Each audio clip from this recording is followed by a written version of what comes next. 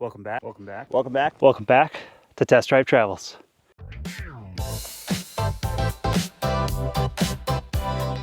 We're in the Rio Grande National Forest this week.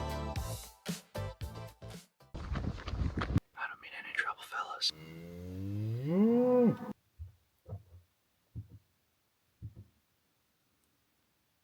I have terrible news.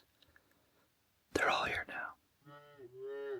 I'm gonna avoid any more standoffs of cattle. I'm gonna change campsite. Hopefully it's as nice as this one, because this is pretty nice.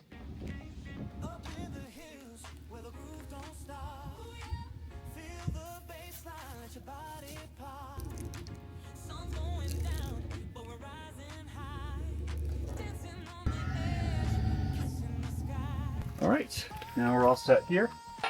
It's probably pretty close. Dead on. I like to put another hitch lock. Let's put this on first. There we go.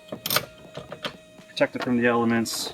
Chocks were placed beforehand, but now that we've leveled, we're gonna go ahead and stabilize. Now the impact driver gets to sing its song.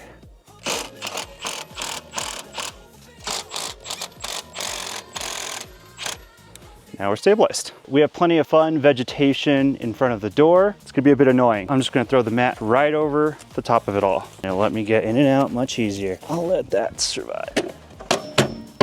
Now we gotta set up the solar and the Starlink.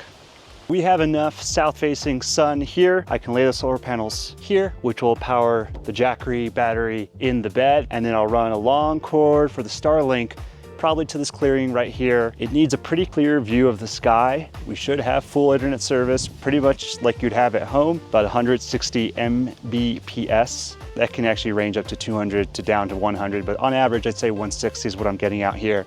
Let's get these solar panels out. These are Jackery 200 watt solar panels that came with the 1000 watt Explorer version 2. Let's start from the middle.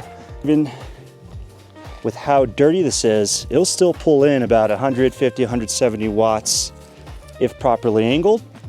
We have to find a location for the Starlink. Starlink does have a stand. It can lay on the ground flat. I have a mount for it. It's sort of like a handlebar mount. Let's see if I can get a little bit creative here. Tangled, but not too tangled. For now, I really just want it off the ground. The Starlink does need to be aligned, so it needs to face a certain direction in order for it to have the best connection. So I'm just gonna use this stick to keep it off the ground. I'm gonna use the mount here and then get her aligned. So let's go ahead and start by putting on this little bracket. This looks fine. Is this unnecessary? Maybe. Is it gonna work? Probably. Let's turn this up first a little bit. This up. Okay. That should be fine. This is where the Jackery lives. That connects to the solar panels. It also powers the Starlink. It's finding the satellites closest by. This tree probably will be a little bit of an obstruction. I do want to keep it here for now to see the alignment before I start messing around. We have the Starlink app. We just pull it up. It's calculating its orientation. That's fine. Let's go to alignment. So it's still determining its orientation, meaning I can't yet align it. This usually takes about 5 to 10 minutes. And once it's properly oriented and not obstructed, it is good to go. So we can actually look at the obstructions here. It has recognized the obstructions which are right above. We will wait till the lines. While we're waiting, I do want to show the Jackery app, which is definitely not as user-friendly, but once it can connect to the device itself, it's actually pretty informative. So we can see here what we're pulling in. So the sun is coming out, so we're coming up a little bit. The output to the Jackery is 23 watts, and we can turn off the DC output and the AC output from here, which is very helpful when I go to sleep. I always try to turn off the AC output so I'm not spending power unnecessarily through the night. There's a few other things you can do on the app here, but overall pretty simple. Not the easiest to connect, and every device for Jackery is different from what I understand, but still very helpful Let's go back to the Starlink app and see if that is aligned now, or at least talking to the satellites, and it is. We can see it needs to be turned about a quarter turn to the left. And that also means we should pull it out a little bit more. We'll do it right here. Let's take out our phone and double check. It needs to be tilted even more. Tilted and turned. It is aligned enough. Now let's try our speed test. 111 for the download, 6 for the upload. Let's run it again. Is a little bit lower than 100. All right, so we'll head inside the Casita now and you can see how things look once everything is put down for moving. For now, I'm just gonna grab this rock to bring over here to place with its rock friend to make sure this mat doesn't fly away. And see how things look.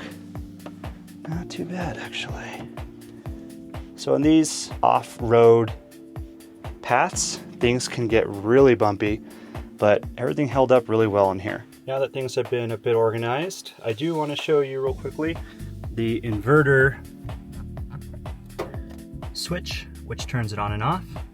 So just press this on and off, and it powers the cable I have running, which in turn powers all my devices.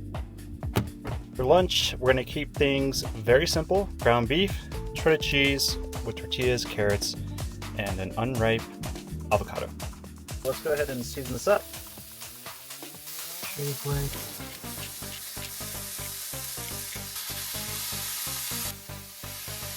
Add a little bit more.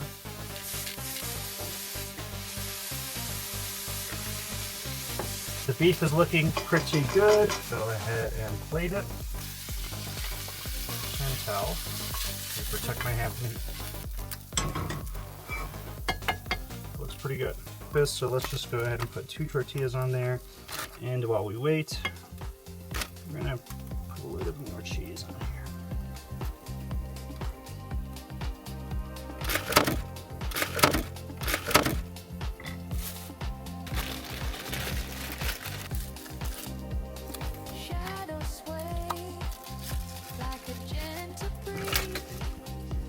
Some organic friends.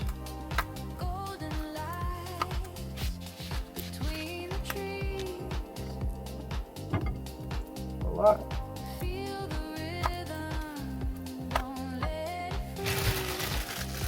We'll go ahead and start putting stuff away.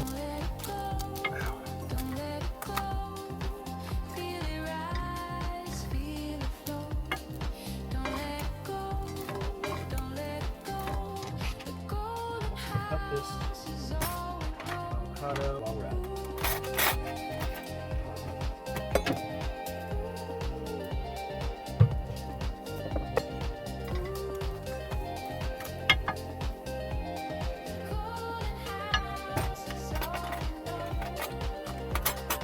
This avocado is not the prettiest girl to dance, but she knows how to move.